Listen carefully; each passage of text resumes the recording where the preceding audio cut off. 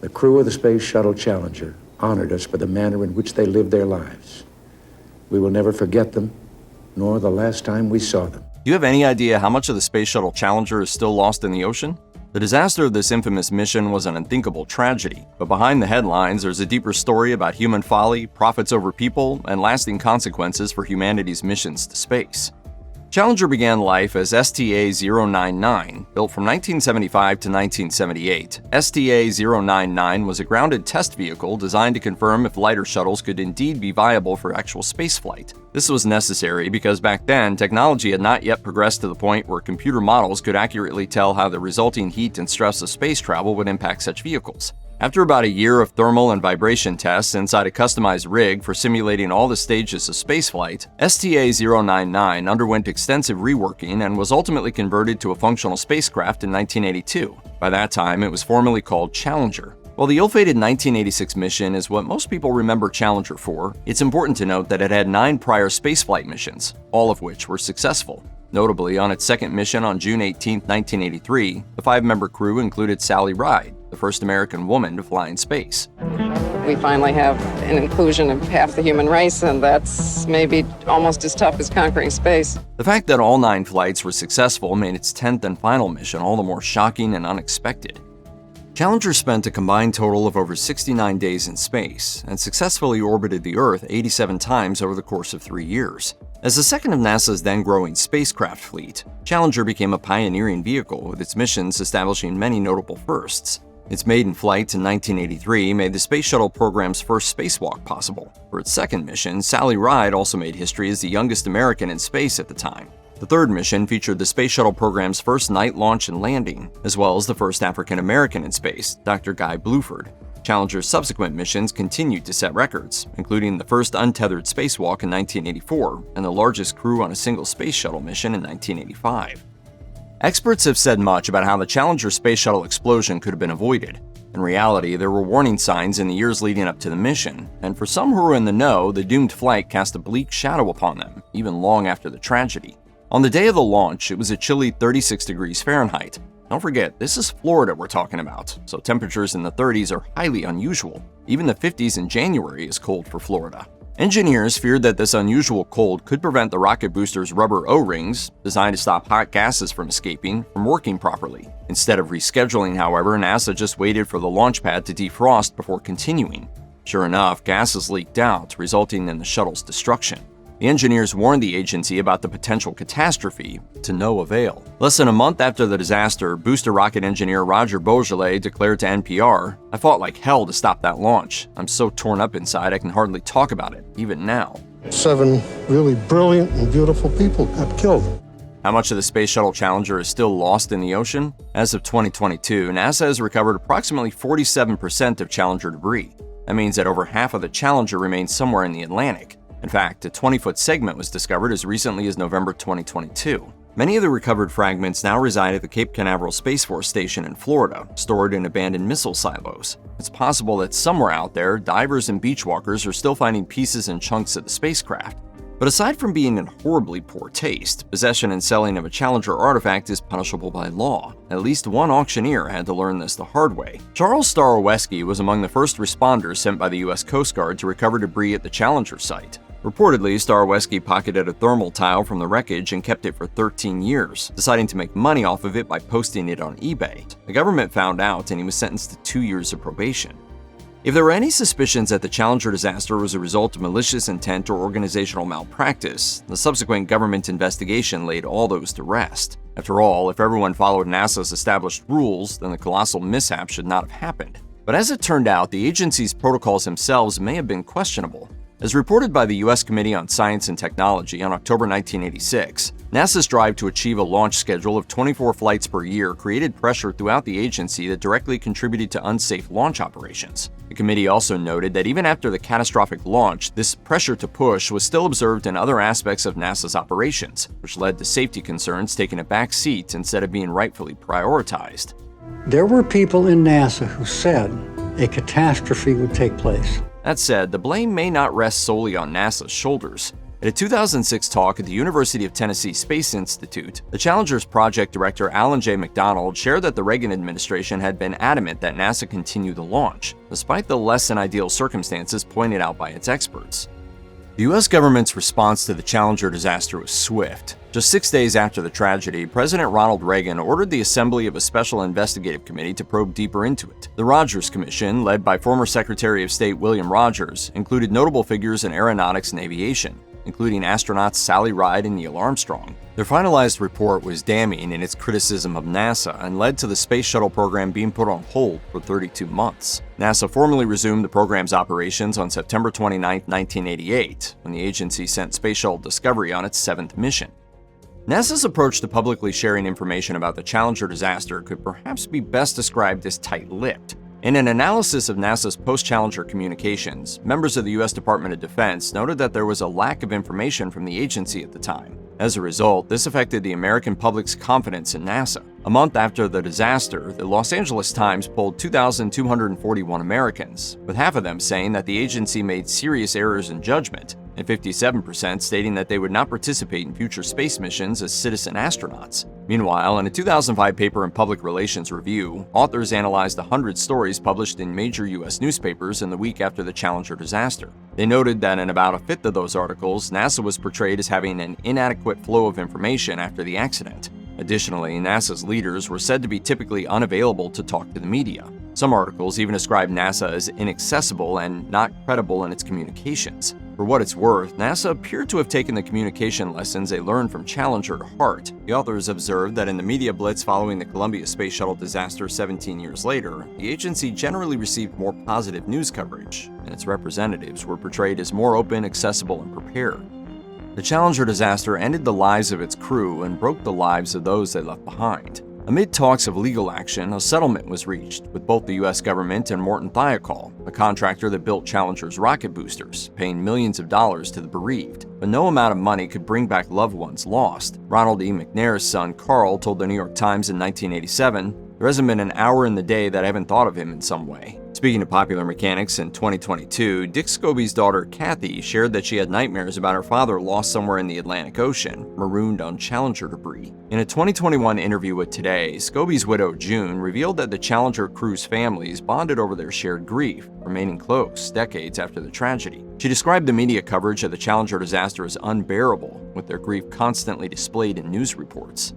One chilling fact about the Challenger tragedy was that it happened a day after the anniversary of one of the biggest disasters in space history, the deaths of the astronauts who would have been in the first manned Apollo mission.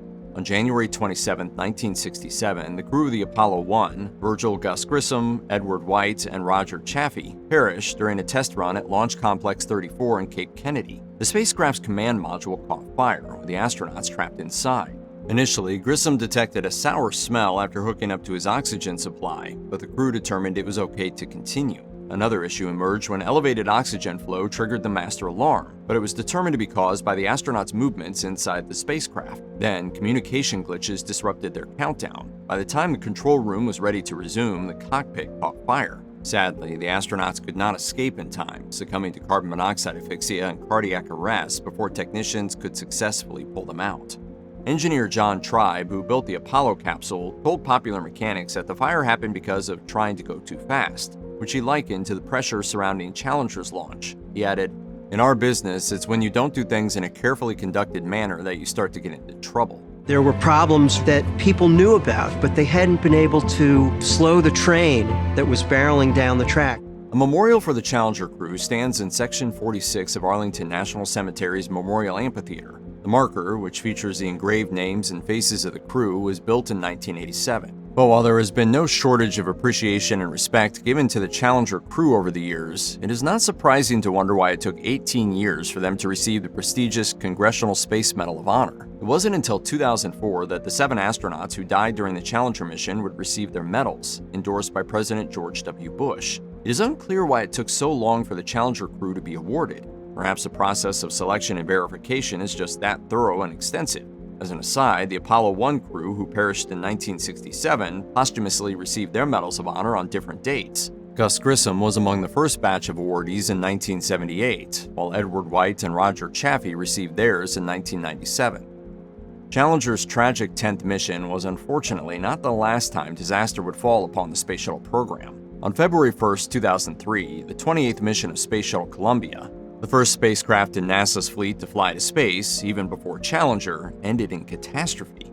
During its return trip from a 16-day research mission, the vehicle disintegrated upon re-entry, leading to the deaths of its 7-member crew.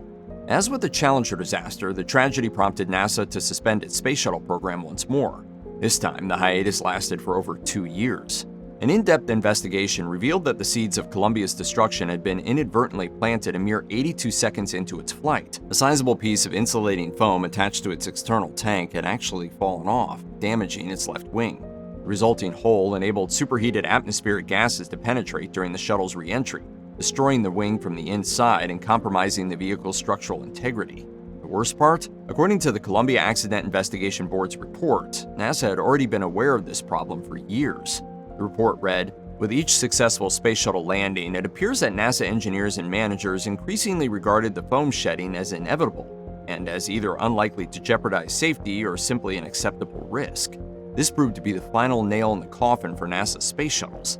By July 2011, after completing a handful of missions geared toward finishing the International Space Station, the program ended its 135-mission run. The Challenger was destroyed due to a faulty O-ring seal in one of its booster rockets, allowing burning gas to escape. The rubber O-rings weren't supposed to be burned by the gases resulting from liftoff, but that's exactly what happened during the testing phase. Shockingly, according to the Rogers Commission report, when it was found that the O-rings could be damaged, engineers at both NASA and Morton Thiokol, the company contracted to design and build the rockets, decided that the situation was undesirable but acceptable. A test in 1977 revealed another ominous problem. The rocket ignition could cause parts of the rocket's steel casing to bend outward, reducing the pressure on the O-rings. Keep in mind, the opposite was supposed to happen, with parts bending inward and helping the O-rings to seal properly. At this point, engineers began to sound the alarm. One characterized the current design as unacceptable in October 1977, and another stated in January 1978 that redesign was necessary to, quote, prevent hot gas leaks and resulting catastrophic failure. Despite this, nothing was changed. NASA had more than theory to go on after its second shuttle mission when the Space Shuttle Columbia flew in November 1981. When they recovered and examined the shuttle's right rocket booster, one of its primary O-rings had been eroded badly. The news was ultimately met with no action. Multiple subsequent shuttle missions during the 1980s showed O-ring damage, yet still the design wasn't changed. We learned that little things that seem harmless can become catastrophic events. By 1985, engineers at Morton Thiokol had another concern about the O-rings. Their concern was based around how the cold weather could loosen the O-rings' elasticity.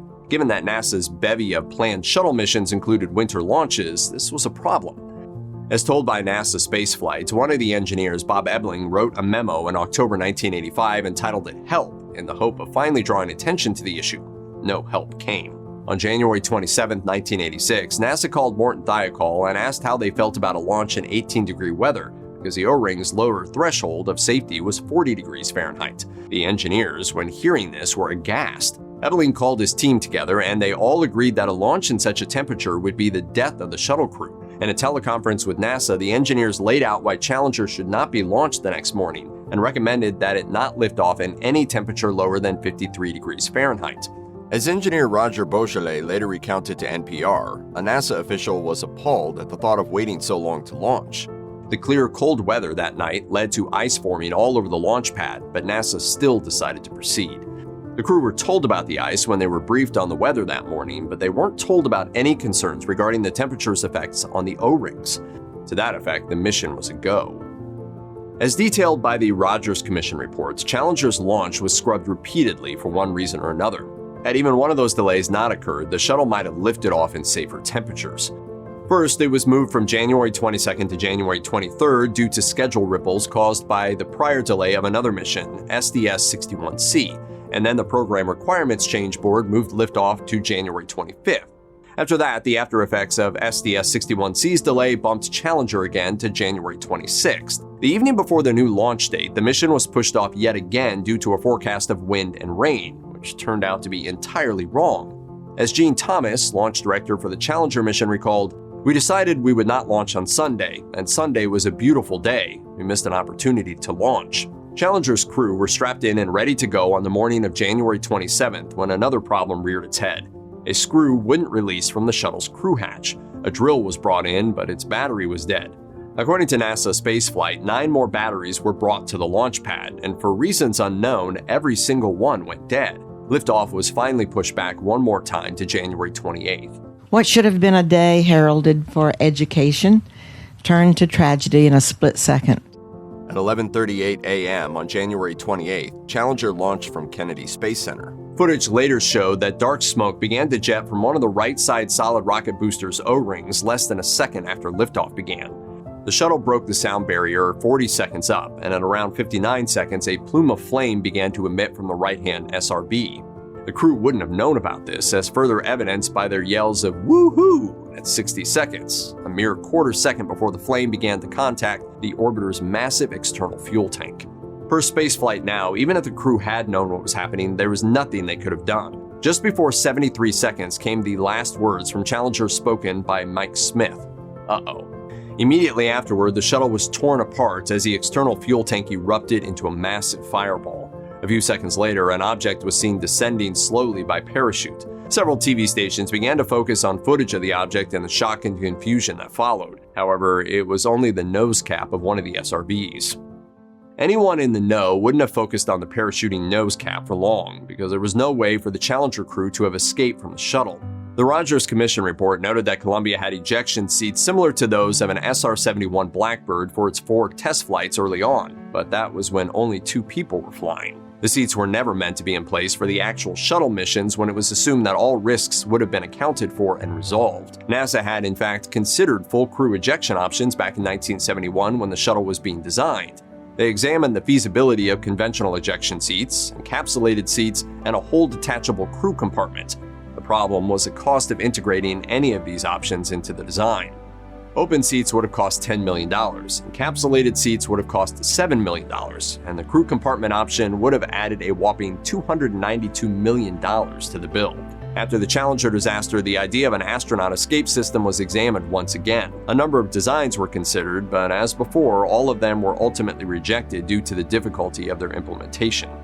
Per the Rogers Commission reports, recovery efforts began within an hour of Challenger's breakup, but the crew wouldn't be found until March 1986. Off the Florida coast, 2 divers came across the crew cabin on the seabed approximately 100 feet below the surface. It was a wreck of twisted metal and wires, and the divers didn't know what they'd found until they saw a spacesuit bobbing in the water. Low on air, the 2 men marked the location and swam for the surface.